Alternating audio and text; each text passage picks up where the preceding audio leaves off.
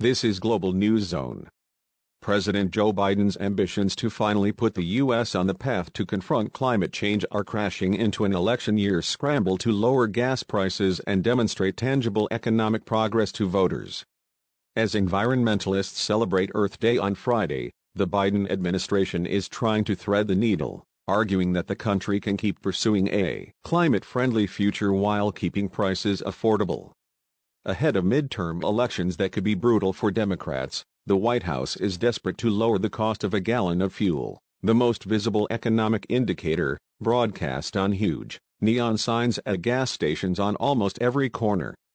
But that means increasing global production of gasoline, just when Biden is trying to wean the U.S. off fossil fuels. The administration is also racing to break ground on new roads, bridges and public works projects to show his $1.2 trillion infrastructure law is delivering. Yet this week, Biden reinstated rules requiring big infrastructure projects to undergo complex reviews for environmental and climate effects before they can get started, a step that could cause significant delays.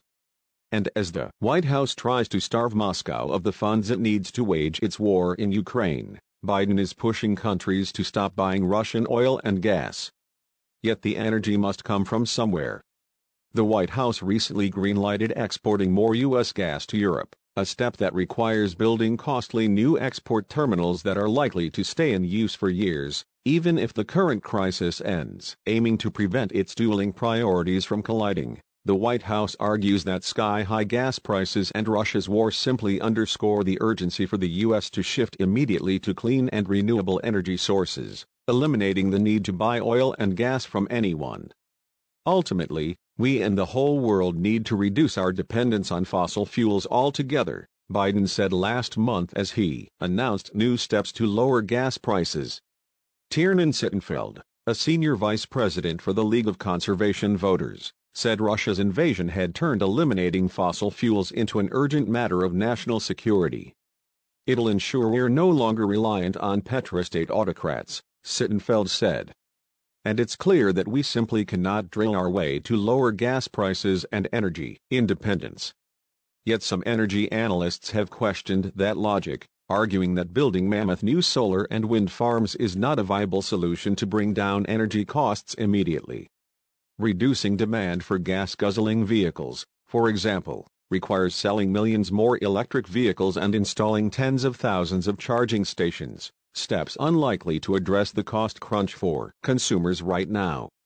The Biden administration is walking a fine line, said Frank Massano, a consultant at Bracewell LLP, which represents energy companies. The problem they have is the energy reality we face just doesn't square with the quick transition that they would like to sell. The reality is it's going to take longer. Biden's newfound focus on lowering gas prices in the near term has opened up rare divisions between his administration and environmental groups, who largely cheered his efforts in his first year to recommit the U.S. on climate change. On Saturday, climate activists plan to protest outside the White House to ramp up pre-election pressure on the president. The simmering tensions hit a boil last week when the administration, in a news release Friday evening before Easter weekend and the week before Earth Day, announced it would restart lease sales for energy companies to drill for oil and gas on